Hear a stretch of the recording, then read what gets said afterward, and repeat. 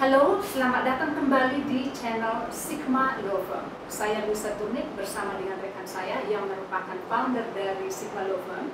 Saya Faumasi Laia SHMH. Hari ini kita akan berbincang-bincang seputar kontrak. Apakah yang menjadi persyaratan sah sebuah perjanjian? Apakah harus ada materai? Bagaimana dengan perjanjian yang tidak mempunyai materai? Bagaimana pula dengan perjanjian yang tidak dibubuhi tanda tangan? Jangan kemana-mana, kita langsung mulai sekarang. Baik Bapak Faumasi, ini di masyarakat ada banyak kontrak dan saya pikir kontrak memang tidak bisa dipisahkan dari kehidupan masyarakat dalam memenuhi kebutuhan untuk menghindari konflik ataupun mengantisipasi supaya orang lebih berkomitmen, mereka membuat perjanjian. Nah, seperti apa Bapak? Apa yang menjadi syarat sah sebuah perjanjian? Oke. Di dalam hukum kita, terkhusus dalam hukum perdata, telah diatur syarat sahnya suatu perjanjian. Tadi kan saya melihat adalah pertanyaan bagaimana dengan materai jika dalam perjanjian itu tidak ada. Ya, apakah itu perjanjian sah enggak? Itu saya tangkap juga yang Ibu Luisa tadi sampaikan di depan teman-teman atau di pembukaan. Saya menyampaikan dalam perjanjian itu memiliki syarat sahnya diatur dalam pasal 13 KUH Perdata. Itu ada 4 syarat. Jadi saya mencoba untuk membaca sama kita langsung dari KUH Perdatanya supaya jangan kita mengasumsikan atau mengarang. Saya mencoba membaca. Pasal 1320 KUH Perdata. Syarat syahnya suatu perjanjian dalam KUH Perdata itu ada 4. 1. Kesepakatan mereka yang mengiakan dirinya. 2. Kecakapan untuk membuat suatu perikatan. 3. Suatu pokok persoalan tertentu. 4. Suatu sebab yang tidak terlarang. Jadi itu ada 4 di sana diatur. Di sana kita tidak menemukan bahasa materai. Ketika tidak ada materai tidak sah, atau ketika materai itu ada maka itu sah. Jadi itu apa sih fungsinya gitu loh materai ini. Jadi menurut saya yang saya pelajari secara hukum, jangan pernah panik kita ketika misalnya suatu perjanjian itu hanya kita tanda tapi tidak ada materai. Banyak orang beranggapan bahwa ketika tidak ada materai, oh tidak sah, begitu. Ini tidak benar, tidak diakui secara hukum. Siapa yang bilang? Jadi kita harus bisa memahami itu fungsi dari materai itu.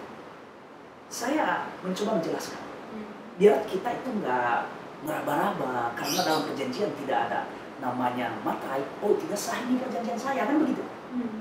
Jadi saya menjelaskan fungsi dari materai itu adalah pajak atas dokumen. Itu diatur di mana?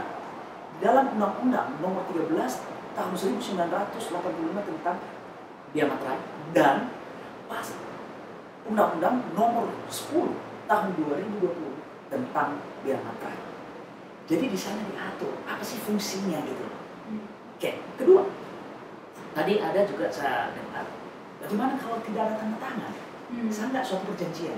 Ya, bagaimana? Perjanjian ini ada beberapa macam. 1. Perjanjian lisan, perjanjian tertulis. Perjanjian tertulis itu ketika kita membuat antara para pihak, kita memang benar-benar tahu isinya apa yang kita janjikan. Karena itu akan berlaku menjadi undang-undang bagi kita. Yang membuat perjanjian ya, itu hanya bagi yang membuat perjanjian. Terikat mereka atas perjanjian itu dan itu undang-undang bagi mereka. Kalau misalnya saya tidak ikut dalam perjanjian itu, ya nggak berlaku bagi saya. Gitu loh. Jadi kenapa harus ada tanda tangan itu sebenarnya? Karena benar-benar saya meningkatkan diri ketika saya buat perjanjian. Oke, tapi kalau nggak ada misalnya tanda tangan, ya artinya di sana nggak ada meningkatkan dirinya dong. Tapi kalau ada perjanjian namanya perjanjian lisan, boleh. Saya kasih contoh. Seandainya ini HP, saya mau jual sama Ibu Lisa. Tapi Ibu Lisa bilang, oke saya setuju, tapi besok saya akan membayarnya dengan uang berapa nominal yang saya sampaikan, misalnya 5 juta atau 1 juta atau berapa. Yang penting itu kesepakatan. Itu kan kesepakatan itu. Iya. Ya. Ketika itu terjadi, itu Ibu Luisa datang ke saya membayarkan uang yang saya minta tadi. Ketika itu terjadi, maka kesepakatan itu terpenuhi. Oke, jadi secara lisan itu sah saja ketika itu semua orang mengindahkan. Kan kebanyakan orang tidak mengindahkan perjanjian. Makanya kebanyakan kita di dunia, baik bisnis, baik dalam membuat perjanjian apapun, kita harus secara tertulis dan mengikat diri. Saya mau menyampaikan bahwa di dalam Undang-Undang Nomor 10 Tahun 2020 tentang Diamatra, tanda tangan itu apa?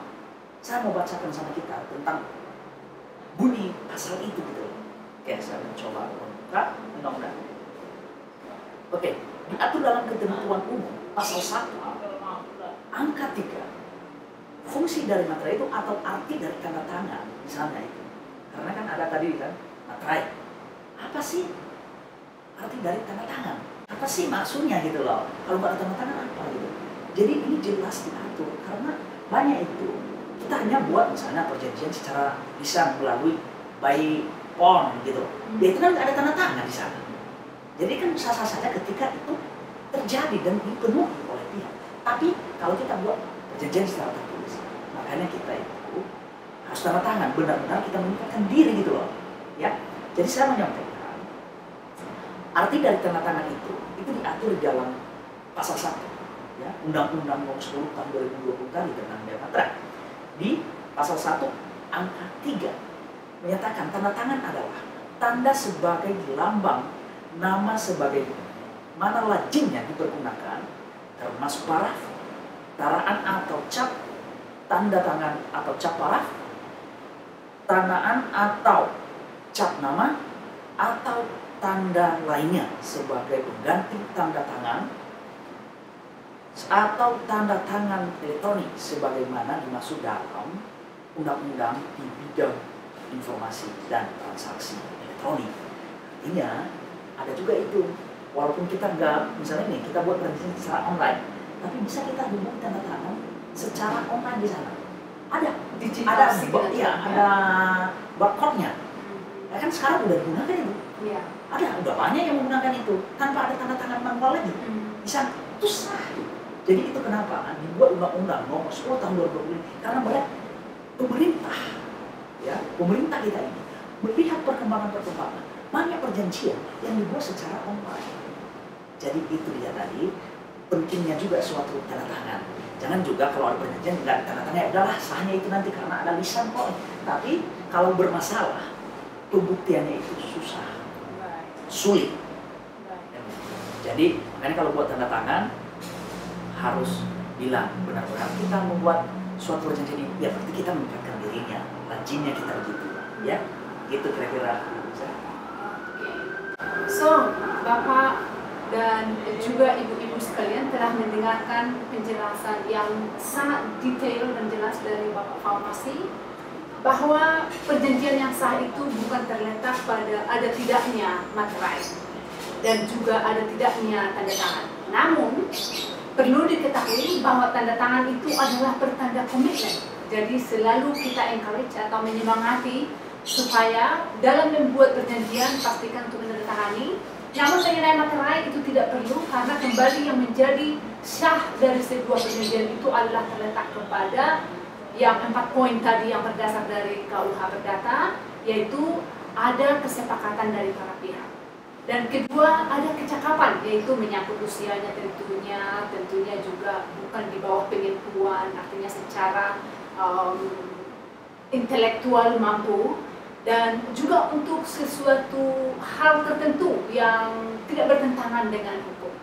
Nah, saya pikir itu dia untuk hari ini. Semoga podcast ini memberikan manfaat, dan bila ibu atau bapak-bapak mempunyai kontrak yang perlu dilihat apakah kontraknya itu tepat seperti harusnya sebuah kontrak, silahkan dicek, dan bila memerlukan bantuan untuk dilihat oleh Bapak Farmasi, silahkan jangan sungkan, di bawah ini ada detail kami. Terima kasih untuk menonton dan sampai jumpa di podcast berikutnya.